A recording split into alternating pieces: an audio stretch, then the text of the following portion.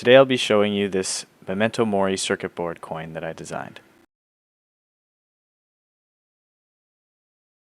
So before we get into the design, I'll just mention briefly for those who don't know what Memento Mori is. If you do know what it is, if you are familiar, you can skip the next 30 seconds to a minute. Basically, Memento Mori is this ancient idea that comes from really ancient philosophy, particularly the Romans and Greeks, and stoicism. And it basically translates to, well, it's Latin and it directly translates to remember your death, or remember that you will die, something along those lines. And the idea is not meant to be scary or morbid or anything. It's really to be aware that we're all going to die. That's just a fact. There's no getting around it. There's no point really kind of stressing about it or living in fear of it, because it's going to happen to everybody. It's going to happen to you. It's going to happen to me. It's going to happen to everybody you know, and it has happened to everybody before us as well. So it's kind of a freeing thing if you don't think about it from that morbid point of view, to just remember that life is short. Make the most of it, basically. So now that we got that out of the way, let's get into the design. Okay, so starting with the schematic for the coin, it's really simple. It's just a small solar cell. I added this diode so that hopefully the caps that are being charged here is basically small super caps in series to get the correct voltage rating. Won't leak back through the cell as much. I'm not sure how much it helps, but basically just figured I'd put the Schottky there just in case. Maybe it'll help them last longer. And then it's just a simple sort of two transistor configuration, so that a very small current from the capacitive touch here that basically closes the circuit to the base will drive this transistor to turn on and turn on the LED. So very, very simple circuit. And here's the PCB layout.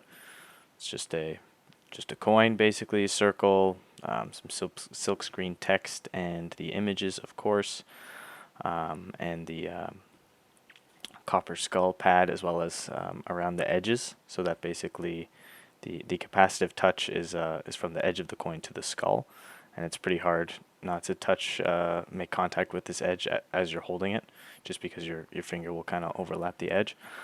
And I can just show you what that looks like on the 3D viewer.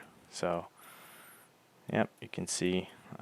So these traces obviously are from the skull to the back, where all the electronics are laid out.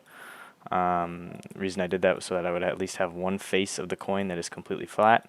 So all the components are on the back, even the LED, which is actually not mounted this way. It is reverse mounted so that it shines through the hole, through this cutout here in the candle, so that the light shines out through the front of the PCB. Yeah, so once that was done, the next step was just to generate the Gerbers and order the PCB. I ordered my PCB from JLC PCB, which is a pretty common site that I think a lot of people use.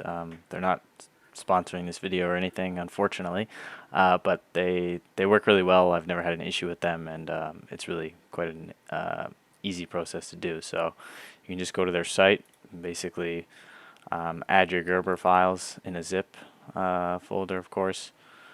It will process all of that. And of course you have lots of options to choose from as well. So you can see there's my Gerber for my coin. You can see here also in the silk screen something I didn't explain before, this JLC, JLC, JLC. All that is down here for the order number that JLC PCB adds. You can do specify location, and basically it looks through your Gerber for that text, JLC, JLC, blah, blah, blah, and puts the order number in that location. So for me, in my case, right, that's going to be hidden underneath the, nicely underneath the solar cell once that's on there. And of course, the other option we are going to want is the black PCB color. So it's going to look like that. Very nice.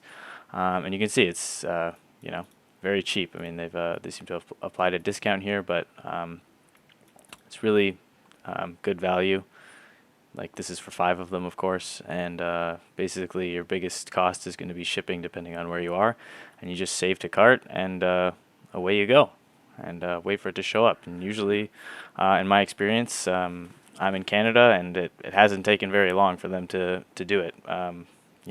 Week or two maybe for a custom PCB, sometimes maybe less than that, honestly. So yeah, definitely highly recommend them. Oh, and if you're wondering about getting the Gerber from KiCad or KiCad, I don't even know how to pronounce it. The JLC PCB has a whole page about that. So if you just search JLPCB and KiCad, whatever it is, you get this page. It gives you a whole tutorial about basically generating the Gerbers with the correct settings that JLC PCB expects, drill files and all of these things. So yeah, that's all there. And same thing for any other service, really. I think they have articles as well for like Eagle, Easy EDA. It's all pre-done, so you can just do it easily that way. And yeah, so highly recommend JLC PCB. And not long after ordering, here's the box from JLC PCB. Just a quick clip of me unboxing the coins.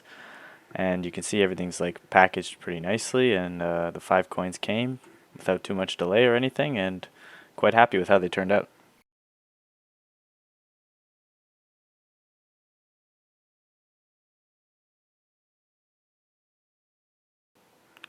Next up, I had to do the SMD setup here with the stencil and the solder paste. This was a little bit tricky. You can see I used some other PCBs underneath just to get everything flat and kind of level, and keep the coin in place.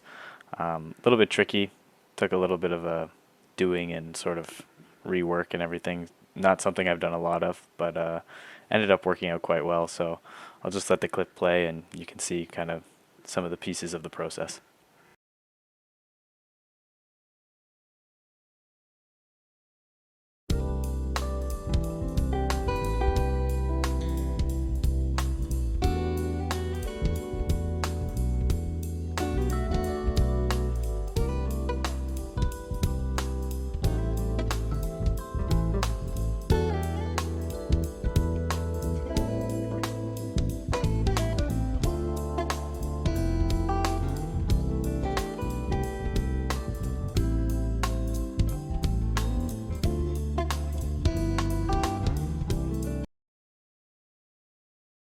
One thing to note you can see me doing here is I used some specifically for electrical components, basically super glue, just to glue down the solar cell and the caps.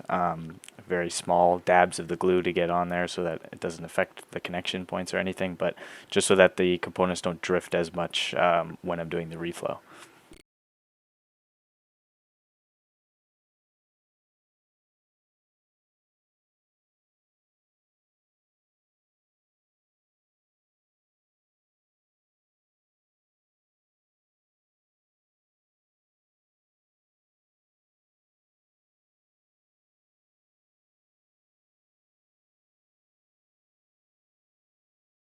Once it was ready to go, I just put the PCB on a cooking sheet you can see here, threw it in the oven, basically just tried to follow the temperature curve provided with the solder paste as close as I could in my kitchen oven, and worked out pretty well. Of course, afterwards I had to take it out, and you can see me here doing a little bit of solder rework and soldering on the additional components. The reason I didn't reflow everything was just because I felt like I could do a better job hand soldering the components that I could hand solder. But you can see from this short clip, I did struggle a little bit. I'm a little bit rusty with my soldering SMD components, but I got there in the end. And finally, here is the functioning Memento Mori coin. You can see I did charge it up with a lamp I had, and it lights up when you touch the skull as designed. And you can see the components on the back there. A little bit messy, but not too bad. And finally, here's the finished coin. The only last step I did was add some epoxy on the back just to kind of seal in the components and give it also a bit of a smoother surface finish, since some of the components are a bit jagged. This way maybe it's not going to get snagged on things in my pocket quite as much. And yeah, I think overall looks pretty good. Turned out well. It actually works, which is always the important part.